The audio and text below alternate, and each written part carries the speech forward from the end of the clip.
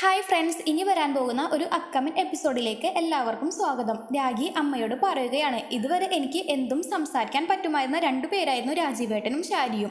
ഏതൊരു കാര്യത്തിനും വിശ്വസിക്കാൻ പറ്റുന്നവർ, അതാണ് എൻ്റെ വിഷമം എന്ന് രാഗി അമ്മയോട് പറയാണ്. രമേശൻ രാജീവൻ്റെ കാർ നിർത്തി എന്തോ സംസാരിക്കാനുണ്ടെന്ന് പറയുന്നുണ്ട്. അങ്ങനെ ശാരിയുടെ ദുബായ് വിസയുടെ കാര്യം പറയാണ്.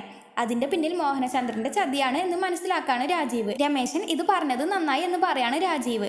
രാഗിയുടെ അമ്മ പറയുന്നുണ്ട്, നീ വീട്ടിൽ ചെന്ന് ഉടനെ തന്നെ രാജീവിനോട് ഈ പ്രശ്നം ദേഷ്യപ്പെട്ട് ചോദിക്കാനൊന്നും നിൽക്കണ്ട എന്ന്. രാജീവ് വീട്ടിൽ വന്ന് കയറുമ്പോൾ ശാരിയെ കണ്ടു സംസാരിക്കുകയാണ്. അത് രാഗി ജനലിലൂടെ കാണുന്നുണ്ട്.